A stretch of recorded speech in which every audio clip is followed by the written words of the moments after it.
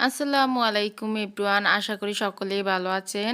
Welcome করছি চীনের রান্নাবান্নার পক্ষ থেকে। তো বরাবরের মতো আজকেও চলে আসলাম আরও একটি ফল নিয়ে।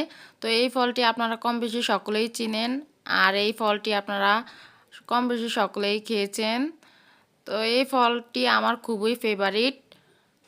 তো আমি সেটাই আপনাদের সাথে শেয়ার করব, এটা আমাদের দেশের তুলনায় খেতে কেমন। তো দেখতেই পাচ্ছেন আমি একটি ছুরির সাহায্যে এই ফলটি কেটে নিচ্ছি। আর এই ফলটি এভাবে কাটলে খুব ইজিলি খোসাটা ছাড়ানো যায়। তো দেখতেই পাচ্ছেন একদম একটা ফুলের শেপে আমি কেটে নিয়েছি ফলটাকে, দেখতেই পাচ্ছেন।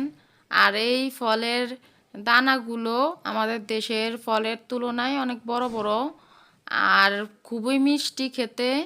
তো দেখতেই পাচ্ছেন আমি ইজিলি খোসাটাকে ছাড়িয়ে নিচ্ছি একদম ইজিভাবে। অনেকেই এই ফলটা খোসা ছাড়ানোর ভয়েও খেতে চান না, তো এভাবে যদি কেটে নেন আপনারা তাহলে কিন্তু খুব ইজিলি খোসাটা ছাড়িয়ে ফেলতে পারবেন ঝটপট। তো আপনারা এখনও যারা আমাদের চ্যানেলটিকে সাবস্ক্রাইব করেননি, প্লিজ আমাদের চ্যানেলটিকে সাবস্ক্রাইব করে দিবেন। আর যারা ফেসবুক পেজ থেকে দেখছেন তারা আমাদের পেজটিকে ফলো এবং লাইক করে দেওয়ার অনুরোধ রইল। আর যারা ইতিমধ্যে আমাদের পেজটিকে ফলো এবং লাইক করে দিয়েছেন তাদেরকে অসংখ্য ধন্যবাদ। আর যারা ইউটিউব থেকে আমাদের ভিডিওগুলো বেশি বেশি দেখেন এবং সাবস্ক্রাইব করেছেন তাদেরকেও অসংখ্য ধন্যবাদ। তো আশা করি এই ভিডিওটি আপনাদের সকলেরই খুবই ভালো লেগেছিল।